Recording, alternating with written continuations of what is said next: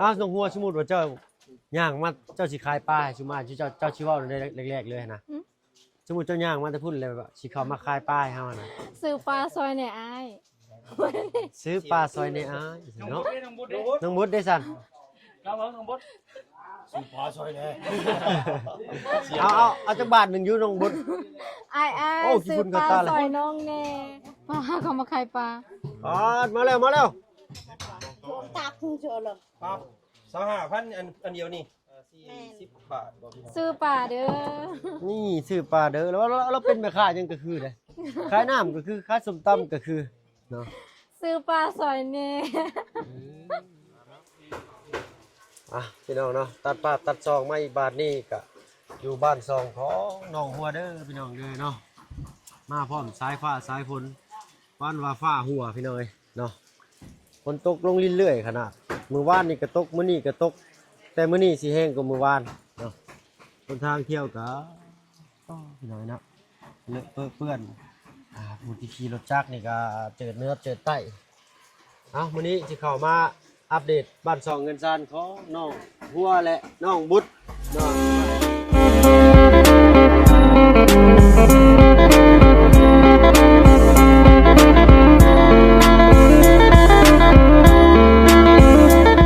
บุตรเนาะสบายดีเจ้าติดบางระเบิดเด้อน้องเนาะโอ้ยิ้มแย้มแจ่มใสเนาะมื้อนี้เนาะเอานั่งใกล้ๆกันเบิ่งอยู่หาไม้อ้ายบ่อยากแฮงปานใดเนาะเว้าดังๆนี่เด้อลุงบุญเด้อเนาะเอามื้อนี้ทางทีมงานเข้ามากันพร้อมหน้าพร้อมตามีข่าวดีมาแจ้งทางน้องบุญเพิ่นพี่น้อยเนาะโอ้ยได้หยังเด้โทรศัพท์บ่ว้าดีใจน้ำน้องเพิ่นพี่น้อยเนาะดีใจบ่ไปดีใจแฮงไปเอามามอบให้เจ้าน้องทางเบาไล่พาลุยโอ้เนาะใช้สียังอ่ะเขาเบิ่งน้ำดีกว่ามีเงินพร้อมแล้วเนาะโอ้งามมีแต่คนได้โทรศัพท์พี่น้อยเนาะช่วงนี้ก็ได้แต่ทางบ่พึ่งก็มีคือกันพี่น้อยเนาะโทรศัพท์1เครื่องแต่ก็ยังบ่ทันได้เข้าไปพี่น้อยเนาะบ้านน้องเพิ่นเดี๋ยวจักหน่อยสักพักนี่แหละพี่น้อยเนาะฟ้าฝนนั่นปล่อยลงก่อนนี่ก่อนเป็นได้น้องหัวน้ำในเฮามีอยู่บ่ฮะ มีโยแต่ยังบ่พอ มีอยู่เนาะเด้พี่น้องไอ้เนาะเพิ่นก็เฮ็ดทรายคาลินโตงไว้อยู่เนาะก่อนอื่นก็กราบทักทายเด้อพี่น้องเด้อเนาะกราบทักทายสบายดีมื้อนี้ก็มาพ้อกับตองสาวเฮาเนาะคือเก่าคือเดิมมื้อวานนี้บ่ได้เข้ามาเนาะแล่นอยู่ทางพุ่นแหละทางบ้านน้องอาเจืองว่าซั่นซะเนาะขอโทษขออภัยหลายๆเข้ามาบ่ได้พี่น้อยเนาะถนนเปื้อนหลายเป็นได้น้องเงินซานบ้านซองทางสร้างเพิ่น เสร็จแล้วยังไปเรื่องยังไปเฮินครัว ใกล้สิแล้วเลย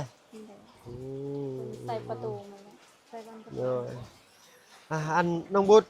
ว่าทางเจ้ามีโทรศัพท์เลยในเฮือนจะมีไฟฟ้าอยู่บ่ล่ะบ่มีไฟฟ้า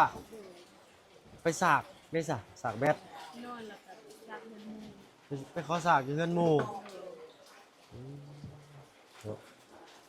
ทางบ่พึ่งก็ยังบ่เคยได้ไปถ่ายเฮือนน้องเพิ่น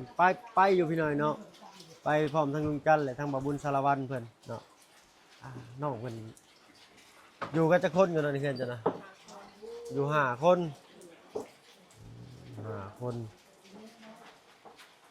นี่พาเป็นพากระจาดพี่น้อยเนาะบ้านจองเงินซ่านเพิ่นแต่ทางบ่พึ่งยังบ่ได้ไปอัปเดตอยู่เนาะพูดแล้วเอาไว้โอกาสหน้าพี่น้องเด้อเนาะขอโทษขออภัยน้ำลายในโทรศัพท์เลยก็มันมีข้อดีและข้อเสียได้เนาะโทรศัพท์เขาใส่ไปในทางที่มีความรู้เขาก็ได้ความรู้เขาใส่ไปในทางที่บ่มีความรู้มันก็สิบ่มีเกิดผลหยังเลยต่อเฮาเนาะเฮาก็มีแหล้วเฮาอยากรู้อยากอันนั้นหยังก็เสิร์ชหาเอาใน YouTube ใน Google เนาะการเฮ็ดอยู่เฮ็ดกินมีเบิดนั่นแหละเนาะอยากรู้อยากหยังเฮาอยากศึกษาหยังก็เสิร์ชหาเอาได้เนาะเป็นได้เล่นได้เล่นเป็นอยู่ติเนาะจักปีแล้วเจ้าเนาะ 18 ปีโทรศัพท์เครื่องแรกบ่ครั้งแรกในชีวิตเลยโอ้ดีใจนำน้องๆเนาะกันน้องมันก็จะด้นแล้วแหละพี่น้อยน้องบ่ได้ใช้โทรศัพท์มากอ่ะมีแต่นั่งคอยเบิ่งน้ำน้องหัวเพิ่นเนาะเอาสั่นขอบใจทางน้องบุตรเป็นได้หลายพี่น้อยเนาะเอามีแต่สิให้ทางน้องหัวพาย่างขึ้นเบิ่งทั้งเงินทั้งชาติเด้อน้องเด้อ โดย เนาะยันย่างไปอันเกกะทั้งสร้างเพิ่นแลเพิ่นสิเอาข้อตะปูโดยสบายดีทั้งบ่าวไร่โอ้ผู้นี้บ่โดยทางอาจารย์ลาวนำพี่น้อยเนาะโตเนาะมีอันของฝากของต้อนรอบนี้เนาะปะลุง FC ก็คือสิดีใจน้ำน้องเพิ่นแหละพี่น้อยเนาะเพราะว่าทาง FC ปะลุงเพิ่นก็ FC เพิ่นก็รุ่นลายได้ว่าให้เป็นน้องเพิ่น โดยของข่อยก็มีอยู่เครื่องหนึงเนาะทางปะลุงเพิ่นก็รุ่นว่าอันคอมเมนต์มาอยู่ว่าเป็นน้องอันนั้น เป็น น้องบุตรเพิ่นว่า เป็นของน้องบุตรบ่ ยังบ่แม่นเด้อ ยังบ่แม่นบ่ เลย ข่อยจัก เจ้าอันเอาให้เพิ่นเลยเด้เนาะ เดี๋ยวมา รุ่นเบิ่ง จะว่ามีสองเครื่องเนาะ เลยรุ่นเบิ่งนำกันพี่หน่อยเนาะเอ้ากระสั้นเพื่อบ่เป็นการเสียนาฬิกา เจ้าสิบ่ให้ข่อยทายนี่บ่ ทายเจ้าจากท้ายเจ้าสุดท้ายว่าไผอ่ะ ไปทายน้องพัว ข่อยทายว่าเป็นน้องหั่ง น้องห้าง โดย ไปน้องพัวเด้อ เอ้า หนึ่ง น้องหัวอาจารย์ลาวทางบ่าวไร่น้องห้าง โดย พี่หน่อยเนาะรุ่น แต่ว่ามีบ่อยู่ในสองในสองคนนี่มีบ่ อ้าวข่อยบอกฉันจะก็ฮู้ บ่แล้ แล้ว ววันเจ้าว่าอยู่ใน2คนที่ปล่อยทาย ใน นี่ สองคน บ่มี บ่มีบ่ เลยโอเคพี่หน่อยเนาะบอกไว้ซั่นนี่เลยขอบคุณขอบใจทางอาจารย์และทางบ่าวไร่หลายๆจ้ะโอ้ยเนาะโอ้ฟ้าฝนก็ตกเราอยู่ถามค่อยแล้วบาดนี้เฮ้บขึ้นถึงเงินถึงซานน้องคนก่อนพี่หน่อยเนาะบ่ตู้เบิ่งเด้ออยู่ลุมเด้ออย่าตีตาสิกินฝุ่นได้ตู้เนาะสายไฟหลายขนาดตู้เย็นบ่ได้เสียบบ่เนาะบ่ได้เสียบบ่ก่อนเลยเนาะถึงกำลังติดใบประตูพี่หน่อยเนาะคือว่าว่องไวจักมือเลยนี่ 3 มื้อ 3มื้อเนาะ มื้อเพราะว่ามื้อไฟดับ เนาะผู้นั้นบ่หัวหน้าสร้างโอ้เป็นนั่นเป็นยังก็เป็นบ่าวกันเนาะ นี่ ไปพี่น้อยน้องทางบ่เบิ่งสิพาเลาะเบิ่งปีใหม่ลายมือทางนายสร้างเพิ่นอันนี้เพิ่นก็ใส่บ้านใหญ่เลยเนาะมุงประตูสบายดีเด้อทางสร้างเด้อจ้ะเด้อโอ้ยเนาะกินข้าวกินน้ำเลยบ่นี่บ่มีตะปูให้เหยียบเลยว่าเนาะสร้างเนาะเติมก็บ่ได้ใส่อ่ะมื้อนี้จักคนสร้างมื้อนี้5 6โอ้จังพอแล้วตัวแล้วไวงานด่วนนะนี่เนาะกะสิบ่ได้นอนหนาวแล้ววันนี้นอนลงมา โดย บ่หาผ้าปิดไว้แล้วปิดลงมาร้านนี้มันเข้ามาพี่น้อยเนาะขอโทษขออภัยนำหลายๆมื้อนี้ได้เข้ามาอัปเดตมื้อนี้ฝนตกแห้งเลยผมมาพร้อมกับทั้งลุงจันทร์และทั้งบ่าวบุญและทั้งลุงเพิ่มนำพี่น้อยเนาะมาอัปเดตบ้าน2เงินซ่านของน้องหัวชาวบ้านเพิ่นก็ทักท้วงนี่บ่เพิ่นเลี้ยวเฮ็ดนี่เพิ่นว่าได้เนาะ เวลาเฮือนกันแม่อิสระ เป็นงามแท้เนาะเอาเนาะก็ถือว่าเป็นบุญวาสนาของน้องเพิ่นนั่นแหละพี่น้อยเนาะแข่งยังแข่งได้พี่น้องพี่น้อยเนาะแข่งเพื่อเป็นค่ายแข่งได้เป็นบุญวาสนานี่แข่งจังได้ก็บ่ได้เนาะนอกจากเบื่อและแห้งเฮาเนาะเอาแต่ก็อย่ามีเงินน้อยอย่าคอยวาสนาเนาะน้องเนาะมีงานก็ค่อยได้ก็เฮ็ดไปทางทีมงานเฮาก็บ่ได้มาอยู่ดีประจำเนาะพอเบิดเวียกเบิดงานแล้วเบิดเวียกที่ทางผู้ใหญ่เพิ่นมอบหมายให้เฮาทางทีมงานเฮาก็สิพากันไปทางอื่นต่อเนาะ โดย ในจิตในใจก็อยากไปมันทั่วเบิดนั่นล่ะเนาะแต่ก็ในกาลเวลาแล้วก็ถนนหนทางนะครับกับบุคคลชินกับพื้นที่นำแน่เราจะสิมีหยังในข้างหน้าเฮาก็บ่รู้เนาะ โดย นี่ทางนี้เรื่องการใส่บ้านพักกินดีๆได้จ้ะ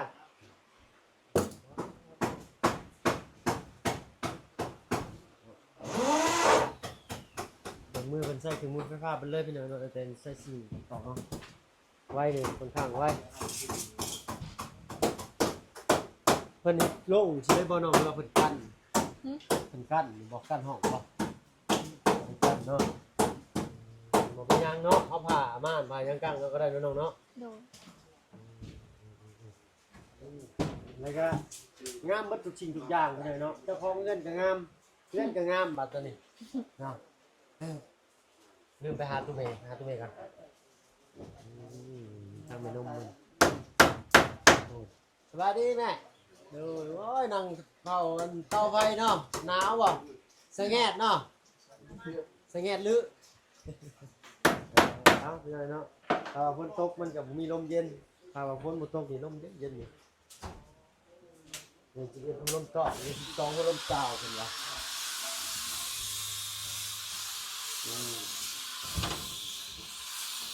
บ้าตื่นดีเลยเนาะถักเนาะนี่เพื่อนเนาะก็หาผ้าม่านมาติดเปิดไว้ยังทำมาแล้วก็ลูดตึ๊ดก็เอากินดังแน่พี่หน่อยเนาะ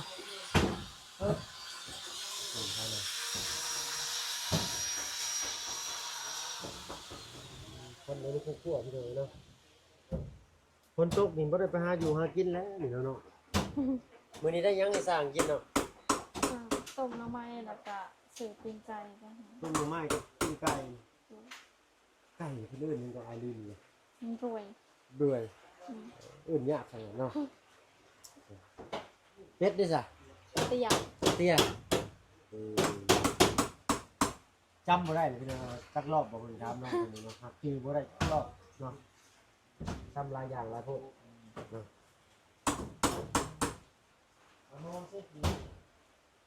ต้องหานั่นเด้อเวลาเป็นตกจังซี่หา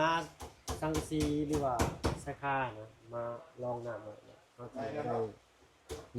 ไปเข็นเอาไกลมื้อใดก็ยังบ่ได้เข้ามาพาน้องเพิ่นไปเอาน้ำอยู่พี่น้อยเนาะ FC ก็ถามหาอยู่อ๋อบ่เพิ่งเพิ่นว่าได้เนาะ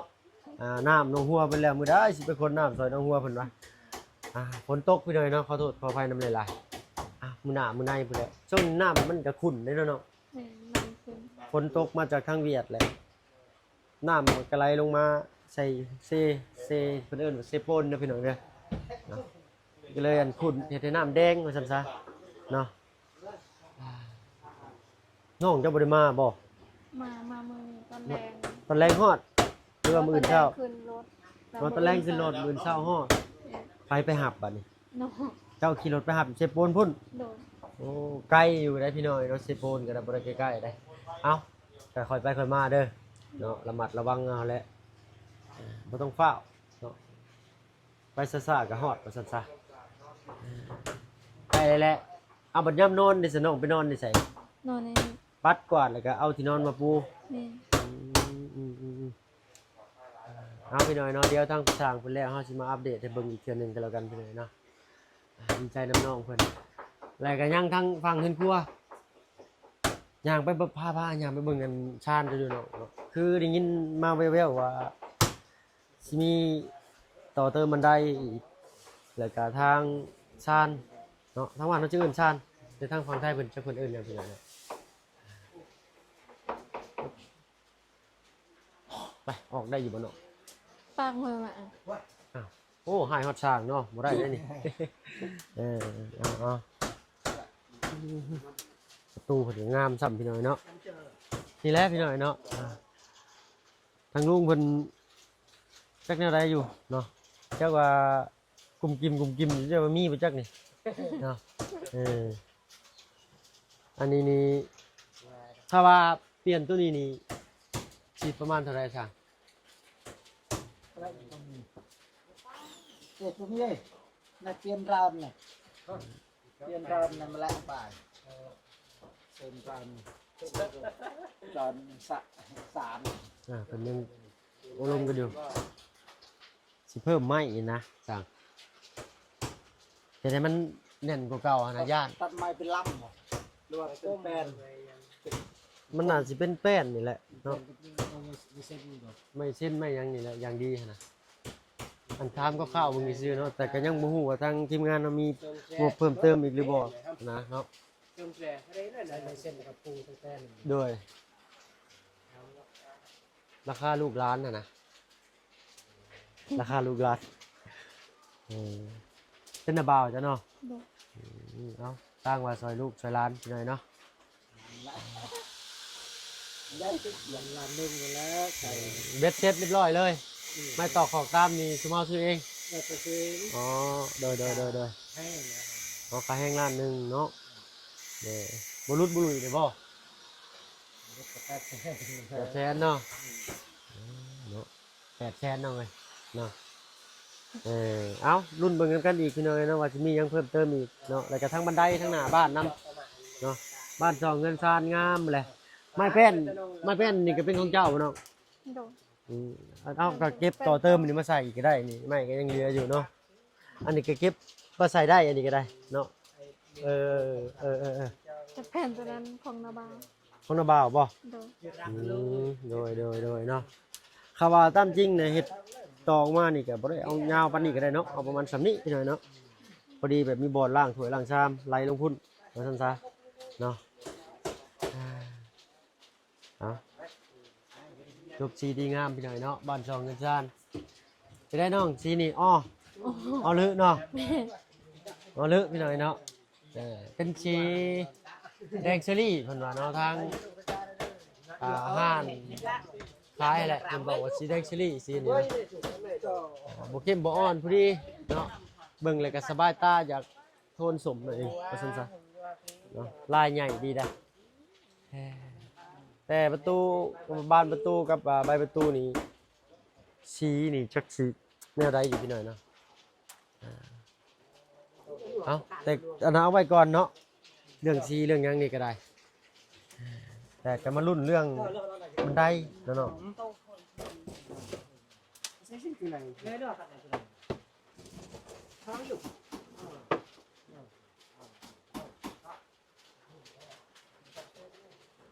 ครับนักนะพี่หน่อยเนาะเอาเป็นชาติบ้านช่องกับจบชีดีงามแบบนี้มีแต่เบิ่งแย่งเช้าเด้อน้องเด้ออย่าให้เด็กน้อยมันยิ่งแบบทุนใส่แล้วมันแตกได้ โดน เนาะเป็นไงแม่งามบ่อ๋อเนาะอ๋อลึกขนาดเลยเอา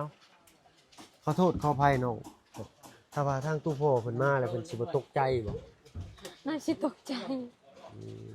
ตกใจเลยเนาะโอ้ยเพิ่นก็ว่าแล้วเอาเนาะถ้ามีโอกาสก็อยากพาน้องเพิ่น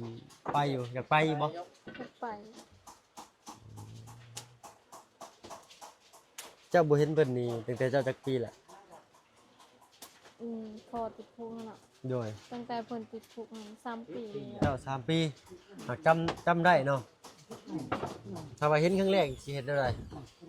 เจ้าสิให้หรือเจ้าสิกอด สิให้แดนไปกอดพอ เนาะเอาพี่น้องเอ้ยเราก็จักสิว่าได้ไรก็อยากมีโอกาสอยากพาน้องเพิ่นไปอยู่เนาะเอาถ้าผู้เละเนาะน้องเจ้ามาจังไดก็โอ้ลมกันเนาะกับทั้งตุ้มเมแล้วก็ทั้งน้องเจ้าตุ้มเมเนาะถ้าว่าสิให้ทางน้องหัวมันไปผู้เดียวก็บ่ได้พี่น้อยเนาะเพราะว่าทางชุมเฮาก็มีแต่ผู้ชายเบิดเนาะแต่ตามจริงตามความคิดของพวกเฮานั้นยินดีที่จะให้น้องเพิ่นไปแต่ว่าก็สิมีหั่นแหละเนาะอันคอมเมนต์มาโลดดอกเนาะว่าน้องเพิ่นเป็นผู้หญิงนี่มันก็บ่สมควรสิไปกับแต่ผู้ชายนะเฮาก็เลยอยากให้ทั้งไปเพิ่นครอบเบิดครัวเนาะน้องเนาะ โดน เพื่อว่าแบบว่าจะคิดเบ้าได้นะไปบัดครอบบัดครัวสิดีที่สุดหน่อยเนาะจึงเป็นภาพที่สวยงามว่าซั่นซะเราจังสิบ่มีคำเว้าคำจาหยังในทางที่มันแง่ลบนะพี่น้องเนาะต้มยังแม่น่ะต้มมาบัง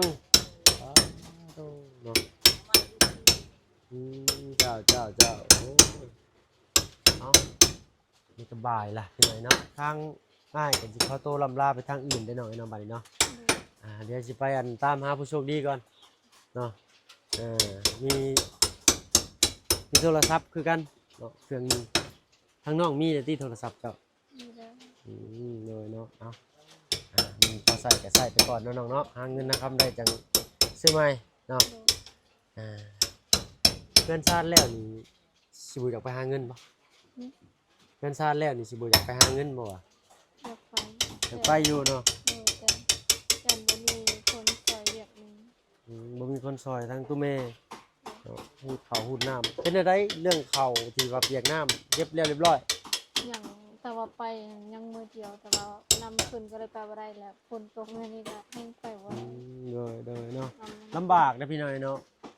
ผมรู้สึกว่าปีนี้นี่ฝนสิอยากมาผิดฤดูหน่อยหนึ่งเนาะปกติซำนี้นี่ฝนนี่สิหยุดสิเศร้าตั้งแต่เดือน8เดือน9ค่อนๆเดือน10ไปได้พี่น้อยเนาะแต่ว่าปีนี้ฝนดีตลอดเลยหรือว่าทางบ้านเฮาฝนบ่ได้ตกแต่ว่าทางญี่ปุ่นนี่ฝนตกเพราะว่าพายุเขาเวียดเลยเนาะเอ้ามีแต่เฮาก็พูดแล้วลงทางเก่าพูดได้เนาะเนาะไปเบิ่งบันไดทางหน้าเนาะเอ้าลูกขอตัวลำลาไปทางอื่นอยู่ได้อแม่เด้อเนาะ สบายดีให้ป้า สบายดีเจ้าโดยเนาะนั่งขมอกแค่แม็กเราก็ได้ เอาว่าแล้วก็สังกะสีนี่ตอกให้น้องเพิ่นได้บ่สั่งเนาะขึ้นบ่ได้บ่ขึ้นได้พี่น้อยเนาะ สบายดี โดย นอนนี่ เอาเชฟความปลอดภัยให้แล้วเนาะสั่งเนาะ นอนนะ เดี๋ยวเอาระมัดระวังเอาเฮาก็ได้เอา เรื่องของเก็บไปตั้งแต่ เพิ่นเฮ็ดให้ยังน้องอันนี้ ตรงนั้นฝน จะมียังก็น้องบ่ จับไปทุกที่ข่อยกันเนาะมันคือยังไง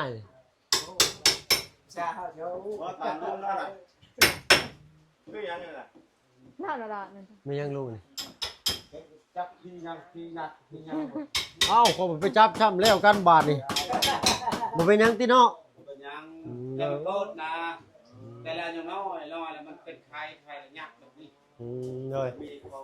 ตัดเอาทุก ตรงไว้ มาจำที่ โดย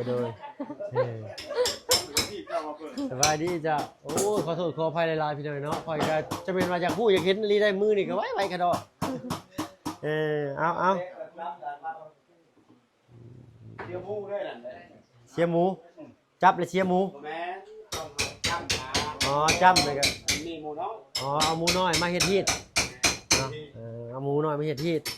เอาพี่น้อยเนาะก็ความเชื่อแต่ละภูมิภาคก็บ่ค่อยคือกันเนาะความเชื่อนี่บ่ผิดบ่มีผิดบ่มีถูกพี่น้อยเนาะแล้วแต่ผู้เชื่อเนาะคนเชื่อให้ผิดก็ผิดคนเชื่อให้ถูกก็ถูกว่าซั่นๆนี่แหละน้องไอ้เนาะบันไดเจ้านี่อ๋อเป็นยังนั่น ต่อบ่ ป้าเขามาขายปลา อ๋อมาแล้ว ได้ป่าน โอ้ค่อยๆเด้อแม่เด้อค่อยๆเด้อมันสิพลาดมา พกมาเพิ่ม ไปเบิ่งยวนน้องหัวปูเพิ่นไปเอามาได้ใส่น่ะปลาจังได๋นี่เนาะปลาเซ่บ่ปลาเซ่นะแม่ ปลาลอยเนาะไปหาบ่ไปหาป้าบ่ อ๋อโธ่โอ้ขี้พุ่นคุซะแล้ว ไม่ได้ข้าวหัว ป้า ป้าปากบ่นี่ เออ คือบ่ได้ยินเสียงเนาะใช่ก็หยอกเด้อพี่น้องเด้อเอ้า เราก็มีบอกป้าเนาะ เนาะเราตัวเนาะ เนาะป้านี่ไปเอามาแต่เซ่มาแม่นี่ใส่หมองเอาบ่หรือว่าได้ไร จักผู้จักน้ำเขาเลย เรามีหน้าที่ขายชื่อ ถามแล้วคงราคาลาพูแล้วเนาะเราก็จุดสั้นแล้วหนาวนี่พี่น้องค่ะฝนมาก แม่ดาวแล้วน้องนัก แม่นบอก มีป้านี่นำป้ายังแม่เพิ่นเอิ้นป้านี่ป้าปากบ่หรือป้ายัง ชาเฮาเอิ้น โดย เสียสังวา เชื่อสว่าง อากีเสียสว่างโอ้คุณก็ตา เสี เด้ ย อคุณ สังวา เสียสังว่าง ที่สังว่าง บ้านเอาเพิ่นเอิ้นป้าปากบ่ ถามเราหลายให้น้องนักถามราคาคุณทำสิซื้อก็ชื่อ ว่าเบิ่งซื่อๆนี่แหละเนาะ อันนี้เนี่ยปลาเก็ตแลบนี่เนาะ นายพูดนี่ได้เอ้ย พูดชาวห้า โอ้เบิ่งเอาออกมาให้เฮาอยู่ขูดหนึงเบิ่งอยู่เฮาจักเบิ่ง เอาเฮียงกับมาหัวโดนตาพุงเจอเลย ครับ25,000อันเดียวนี่ แม่น 25,000ก็สิประมาณอัน40 บาทบ่พี่น้อง ซื้อปลาเด้อ นี่ซื้อปลาเด้อแล้วเป็นแม่ค้ายังก็คือเด้ขายน้ำก็คือขายส้มตำก็คือเนาะ ซื้อปลาซอยแน่ เอา คือบ่ คือบ่ เบิ่งข่อยสิซอยแล้วนี่อัน เอาตัวใด มันคือสิบ่มีน้ำกินเนาะ เอาตัวนี้บ่ ซื้อหนึ่งดอกหนึ่งดอก ชื่อ1แถม1บ่แม่ค่ะ ซื้อในรถแทบแม่ค้าลง ถ้าก็ขึ้นมาใหม่ๆนะพี่น้อง ค เนาะ อยหยอกเด้อ อันราคานี่เลยบ่ลุยอีกบ่ แม่น 3พวง3พวง พูดสาวกับ สามพวง บ่ได้ 60 ว่า เอาจะว่าสั้นว่าซี่ สามพวง60บ่ไหมครับ เอาอันเศษหนึงเนาะเศษหนึงจะพูด สี่ สี่บ่โอ้เบิ่งมาสิซอย อ่า ปลาเลี้ยงเนี่ย อันนี้ก็ยังเราบุญเพิ่นมอบ ปลา ให้ ปลาเก็ดแลบนี่น่าสิปลาเลี้ยงนี่เนาะ เปลี่ยนบ่ถึง อันเลือกเอาเนาะเอาเพราะว่าเอาไว้ให้เมนูเจ้าอันเฮ็ดซูซาง โดย เอาไอ้ปึ๊กเหรอ เอากะซอยกัน ไม่ต้อง เราตื่มบ่นะเอาหิน ฮะเอ้ย ขอบใจหลาย เด้อเฮาเมาบ่เบิดเพราะว่าเฮาเบิดก่อน เธอเบิดก่อน ๆเอาไปต่อ โดยขอบใจเนาะ อ้าวน้องหัวสมมุติว่าเจ้าย่างมาเจ้าสิขายปลาให้ซุมาเจ้าสิเว้าได้แรกๆเลยนะสมมุติเจ้าย่างมาแต่พุ่นเลยแบบสิเข้ามาขายปลาให้เฮาน่ะ ซื้อปลาซอยเนี่ยอ้าย ซื้อปลาซอยในอ้าย น้อง เนาะ บุญน้องบุญ น้องมุดได้สั่น ครับผมน้องบุญ เอาจักบาทหนึงอยู่น้องบุด อ้าย โอ้ ซื้อ ขี้ฝุ่น ป กับ ลา ตาเลย ซอยน้องแน่ เอาอย่าพื้นตาใส่เด้อ ไว้ไว้เพิ่นเฮ็ดซูซางกิน เพได้สยะน่ะ เสียนี่ป้าเด้อพี่น้องเด้อเนาะปั๊บเอาเนาะทางว่าเพิ่งคือสิได้ก็ละเวลาแล้วแหละก็สิขอตัวลำลาก่อนเนาะฟ้าฝนก็หัวลงมาบ่หยุดบ่เซา2มื้อแล้วพี่น้องเนาะกระสั่นทางง่ายสิขอตัวลำลาก่อนเด้อน้องหัวเด้อเนาะพบกันโอกาสหน้าพาใหม่ว่าซั่นซะเนาะเอาคลิปนี้ทางน้องหัว โดย แต่ สบาย ทาง ดี น้องบุตรลาแล้วพี่น้อยเนาะสบายดีเจ้าเอาทึมมาเนาะโดยขอบใจจ้ะไปพี่น้อยเนาะพบพ่อกันกินหน้าสำหรับกินนี่อยู่ดีมีแห้งเบิดสุขุสุคนสบายดีเจ้า